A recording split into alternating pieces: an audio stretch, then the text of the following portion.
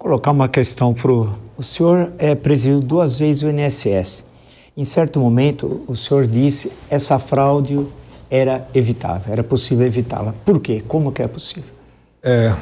Vila, primeiro, puxando um pouquinho o que disse o desembargador e também a doutora Cláudia, esse desconto, ele não está associado à operação do regime geral de previdência.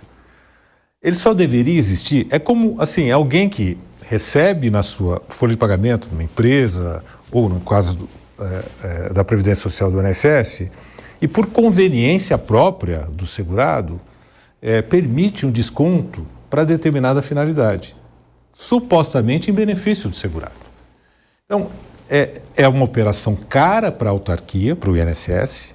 O INSS não é remunerado por isso. E por que é cara? Porque há o custo operacional de gerenciar esses descontos, porque ainda que as entidades sejam legítimas, e existem entidades legítimas, mas sempre haverá um questionamento do segurado, olha, eu pedi a suspensão ou não. Então, há um custo operacional para o INSS que já é carente de força de trabalho. Então, só faria sentido se fosse de interesse do próprio segurado. O que é assustador, portanto, a gente precisa dizer aqui que o regime de previdência, quer dizer, que é a coleta de contribuições do salário dos trabalhadores ou das contribuições daqueles que fazem a sua contribuição diretamente, isso é bem gerenciado hoje. Nós implementamos ainda no primeiro e segundo governo do presidente Lula sistemas robustos de controle para evitar fraudes, em que pese a inserção de dados falsos ainda pode acontecer, mas existem ferramentas para identificar e bloquear aquele registro. Porque qual que é a ideia, Vila? A partir desses dados que são alimentados, que alimentam o banco de dados, a Previdência tem condições de gerar automaticamente o benefício. E nós fizemos isso, me lembro de 2010, o próprio presidente Lula anunciou que a partir de julho o segurado já receberia uma carta na sua residência dizendo que ele poderia se aposentar. E a gente fez isso, quer dizer, porque nós temos as informações. Então, é claro que é direito do segurado e ele vai acionar o pedido de aposentadoria no momento que for mais conveniente, mas a Previdência tem condições de informar o segurado, gerenciando bem essa base de dados. Do outro lado, o acesso aos benefícios, ele precisa ser cada vez mais simplificado e automatizado. Quais são os eventos que dão acesso ao benefício? A idade, o tempo de contribuição, a morte, no caso da pensão, a maternidade, né, no caso do salário maternidade, e o mais complexo é a incapacidade laboral por doença, que precisa ser avaliada por uma perícia médica. Então, esse é o negócio do INSS. O que torna esse negócio complexo é o volume. Agora, por que eu digo que seria evitável? Porque, como disse também o desembargador, isso é um convênio da administração pública, é uma coisa elementar, saber com quem eu estou contratando. Eu não posso fazer um contrato, um convênio com uma entidade que, por duas ou três pesquisas, eu iria identificar que é uma entidade que não existe. E essa é a grande preocupação. E aí, eu diria, não é uma fragilidade do sistema de previdência do Brasil, é uma fragilidade da gestão naquele momento que estava presente no INSS, o que é lamentável. Só uma questão para o senhor, para acrescentar. Quantos milhões de aposentados nós temos no Brasil, aproximadamente? Nós temos hoje, no Brasil, em aposentadorias no setor urbano e rural, quase 30 milhões de pessoas, talvez 27 milhões de pessoas, mais pensionistas, uns 35 milhões de pessoas. É um volume muito grande e que se tem notícia é que 11 milhões de pessoas foram submetidas a descontos. Nós não sabemos se todos esses descontos eram devidos, mas pelo volume de entidades e pelas inserções, isso é assustador. Então perceba, o pagamento dessas... Ou qual que é a filosofia por trás de uma boa gestão do sistema previdenciário? O segurado, ele precisa ter comodidade. Ele não precisa, no dia a dia, se relacionar com a Previdência. Alguns só vão se relacionar uma única vez, no momento em que ele vai pedir o benefício da aposentadoria.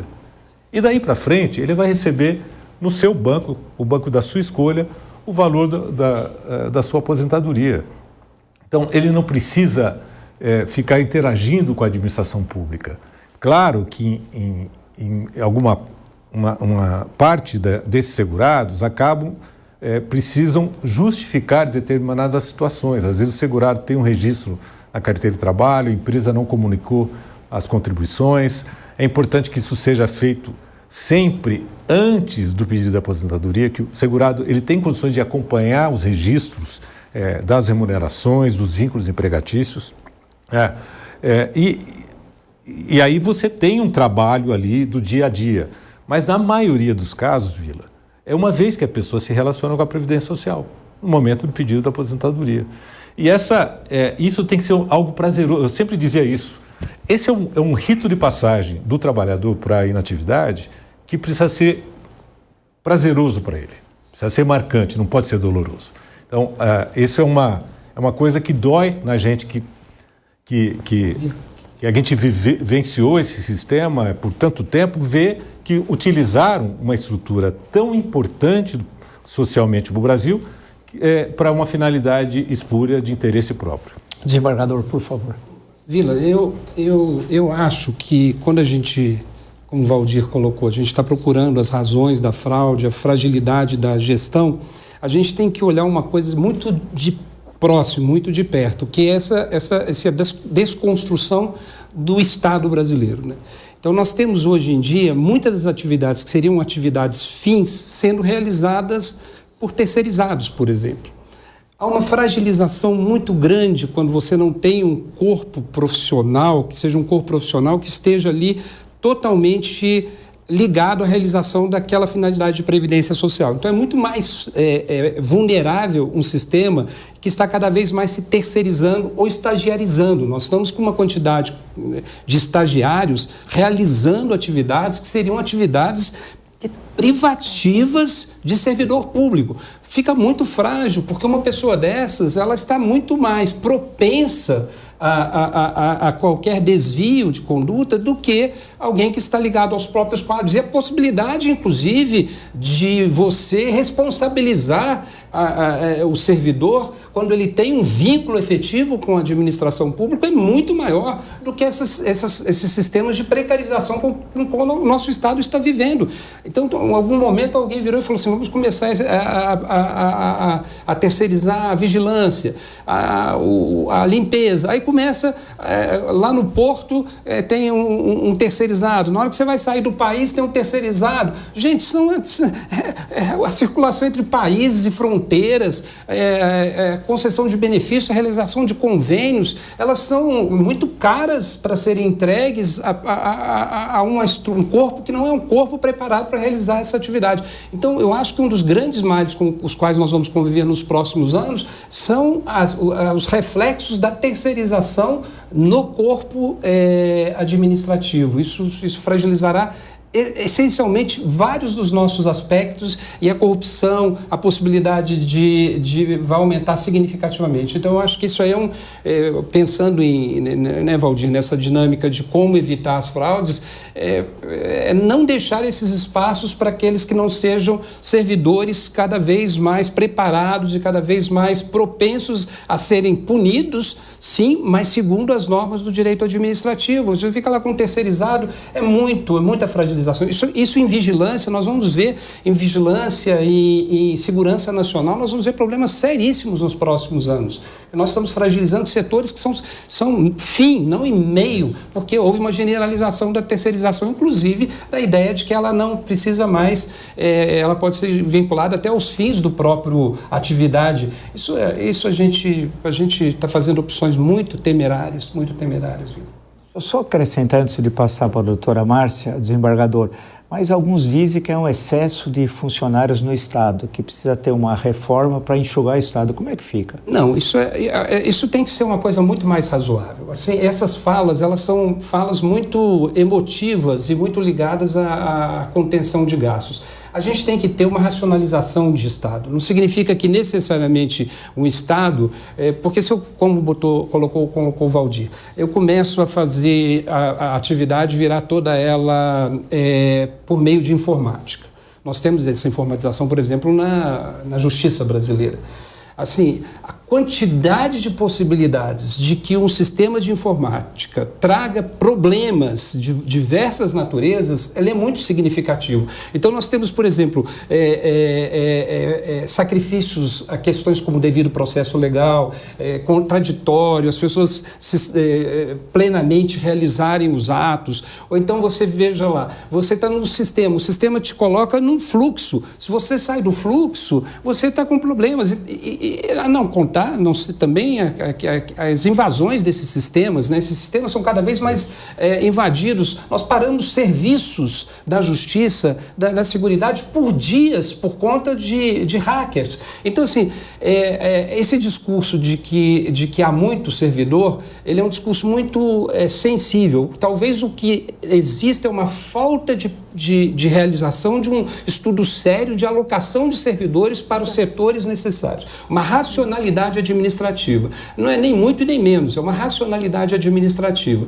E tomar o cuidado para não deixar tudo na mão das máquinas. Isto é um equívoco profundo que nós estamos vivendo em vários setores em que a informatização está tomando conta, e eu vejo isso lá no Judiciário com muita tristeza, e certamente nós teremos esse problema também no INSS, né? Doutora Márcia, justamente pegando esse gancho do desembargador e do doutor Valdir, também essa questão do concreto, né? Na hora que nas áreas mais pobres, nas áreas rurais e com as pessoas com menor nível de escolaridade, vão à agência, aí vai muitas vezes demandar um funcionário que não é um funcionário efetivo, é um terceirizado.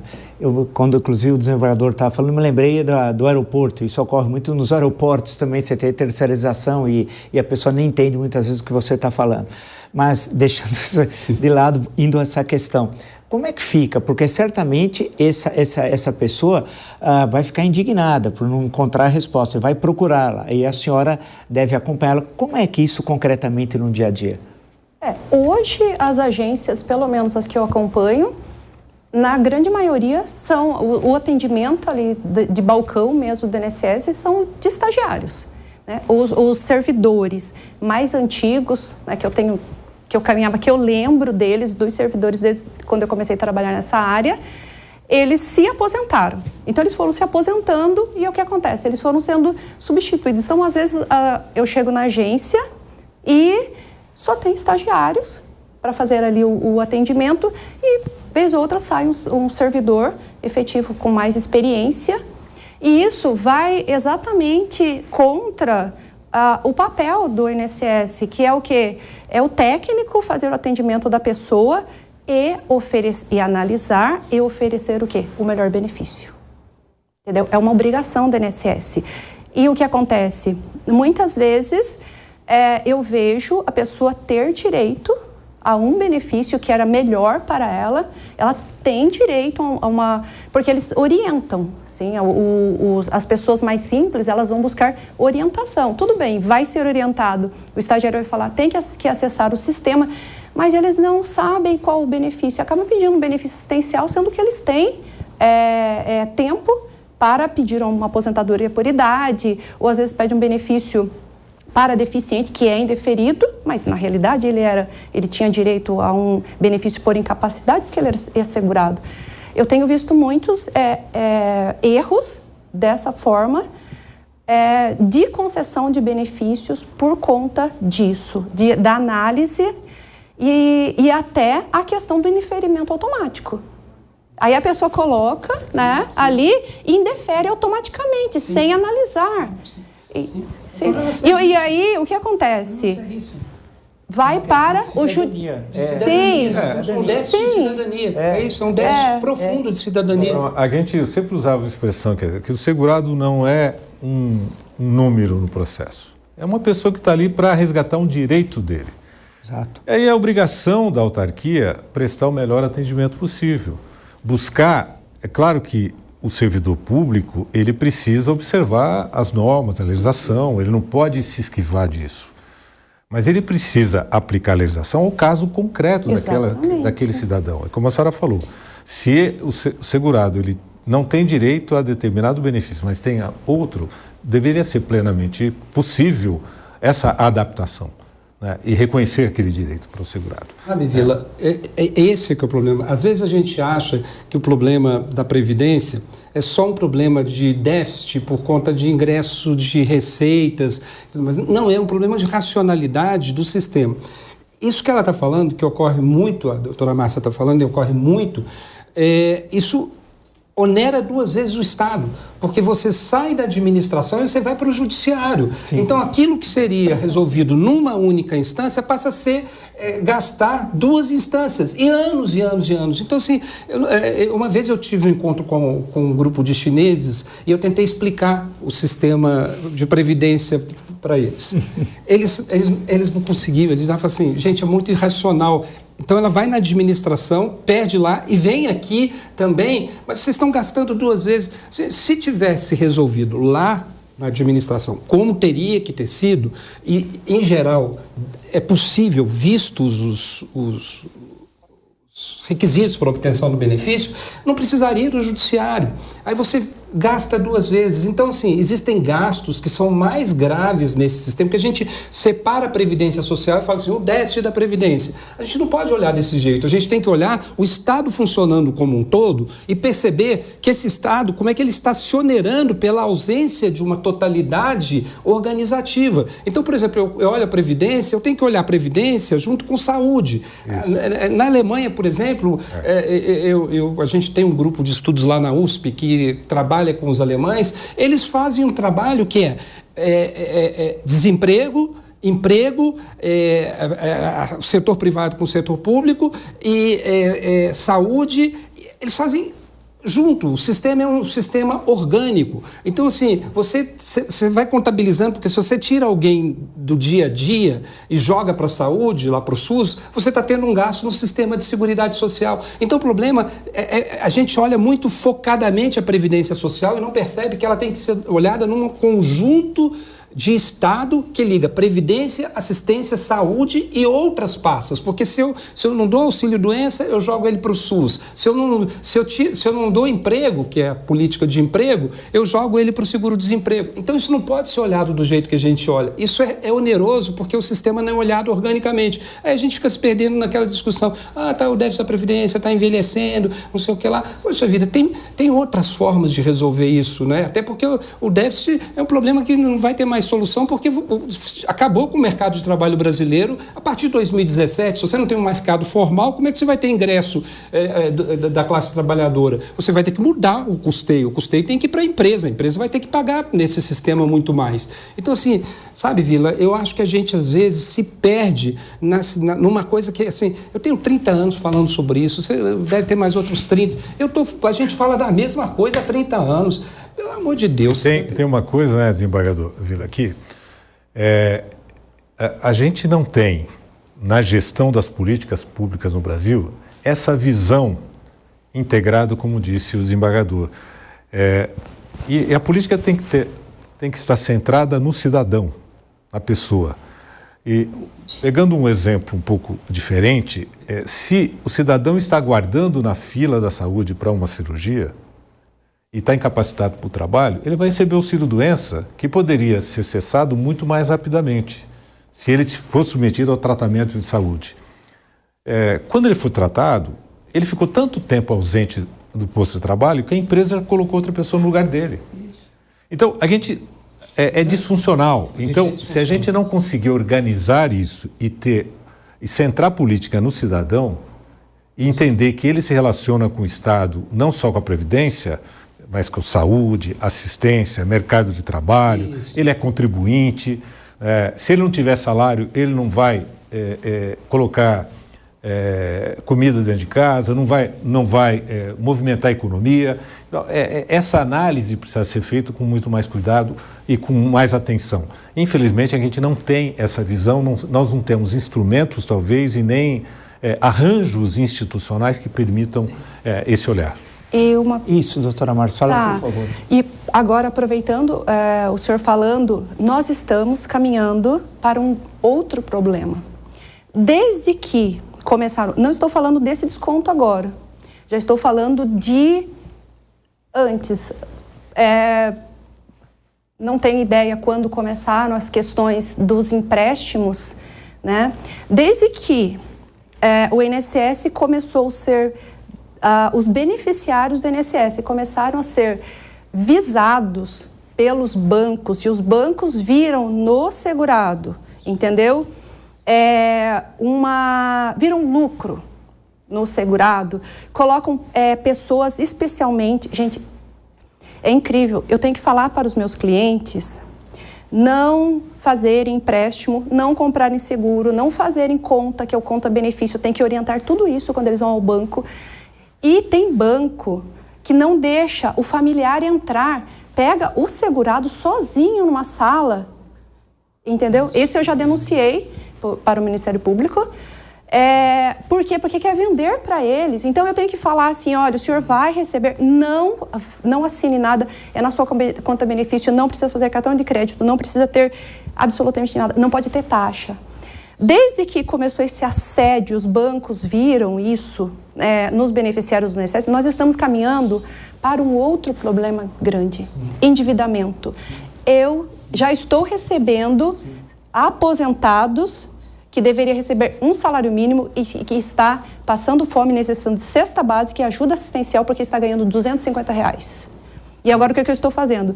Estou entrando para tentar revisar esses contratos por ajuda, realmente porque não tem. Eu tenho uma cliente que eu recebi recente agora e ela falou assim, doutora, eu já não tenho mais, eu já estou vendo. Mas como que a senhora conseguiu ficar só com R$250.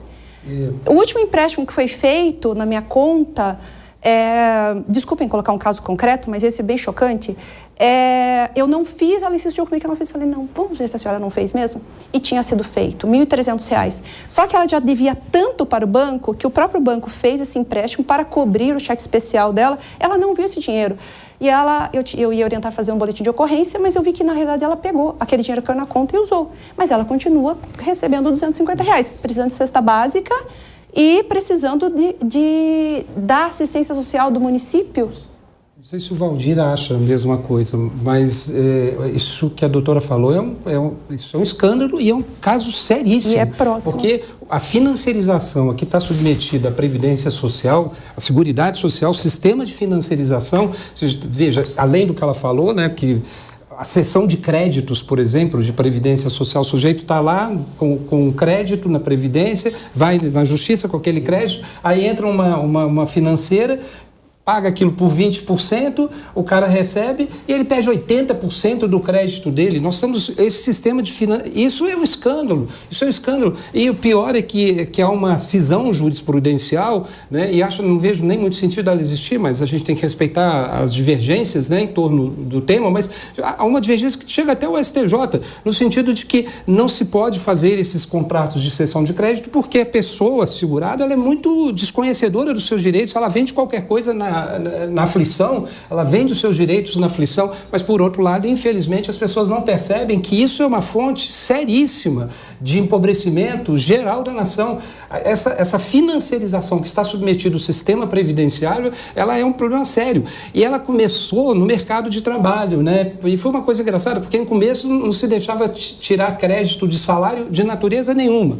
E aí, uma hora para outra, o trabalhador tem o seu crédito já descontado do holerite, o segurado já tem o crédito descontado do benefício, a senhora colocou plenamente, de uma forma ótima. Ele já sai de lá com benefícios, tem 5 ou 6 operadoras ligando para ele, assediando. É um assédio. As pessoas são assediadas na pobreza. E a gente fica vendo isso escandalizado, porque essas coisas, elas são os verdadeiros escândalos da Previdência para mim, né? Mais do que essas outras. Também a gente fica sensível ao fato de sair dinheiro e tudo mais. Mas esses são escândalos invisíveis, que vão ficando nos escombros guardados e que não se coloca na mídia. Esse é um momento bom, né, doutora? Porque a senhora levantou, suscitou uma questão que, para mim, ela é nevrálgica no sistema. A pessoa acabou de receber um benefício de um salário, entendeu? Aí ela recebe uma ligação, ou ela vai no banco receber, e a pessoa fala bem assim, você quer 30 mil? Você tem direito a 30... Gente, 30 mil para uma pessoa que estava ali anos tentando o seu benefício. Gente, Assim. É dinheiro, é muito dinheiro. É muito difícil a pessoa resistir. Mas, assim, eu concordo que esse é um grande problema e que talvez a gente tenha também nesse aspecto perdido um pouco o controle e o gerenciamento. Eu pessoalmente sou favorável a você ter uma espécie de microcrédito, como é do consignado, em que você consegue estabelecer taxas de juros que sejam razoáveis. O empréstimo consignado, na Previdência Social, existe um teto de taxa de juros que é estabelecido pelo Conselho Nacional de Previdência, e que é bastante mais baixo do que aquilo que pratica o mercado financeiro. Outra questão, então eu não sou contra, a questão é que a gente precisa gerenciar adequadamente, estabelecer adequadamente qual é a margem consignável do benefício, para evitar de fato o endividamento. E qual é o tempo máximo para amortização? Porque aí eu controlo esse endividamento. E dou para o segurado que precisa, num determinado momento, uma fonte de recurso. Também acho que é possível gerenciar em que momento ele pode ser ofertado a ele um empréstimo consignado. De fato, é absurdo que ele saiba da concessão do benefício pelo sistema financeiro e não pela própria autarquia. Isso mostra uma disfuncionalidade que precisa ser tratada. Mas, a partir do momento em que ele se torna um beneficiário, principalmente no caso de aposentadoria, a relação dele é basicamente com o sistema financeiro, com a rede bancária. E o cuidado que a gente teve no passado, olha só que interessante, no passado o INSS remunerava o sistema financeiro para que o sistema financeiro fizesse o pagamento dos benefícios. A gente inverteu essa lógica, e começamos a fazer por lotes os bancos que atendessem determinados critérios de capacidade de pagamento, de qualidade do pagamento, tendo postos de atendimento, eles deveriam remunerar o INSS. Isso está acontecendo até nos dias de hoje. E com níveis de serviço estabelecidos, tempo máximo de espera numa agência, esse tipo de coisa. Então, eu acho que precisa ser revisitado. É um modelo que a gente implementou já faz 15, 16 anos, mas a gente precisa analisar se a gente não flexibilizou muito as regras para esse assédio que é feito junto ao segurado. Ao mesmo tempo, eu acho que talvez seja uma boa política, e fica eventualmente como sugestão para a administração da Previdência, que essas orientações todas que a senhora tem que dar, o segurado saia do INSS com elas. Porque isso não é difícil colocar claramente quais são os direitos dele e quais são as preocupações que ele tem que ter no gerenciamento do seu benefício. Quem sabe a gente consiga com isso mitigar esse problema que de fato é muito grave.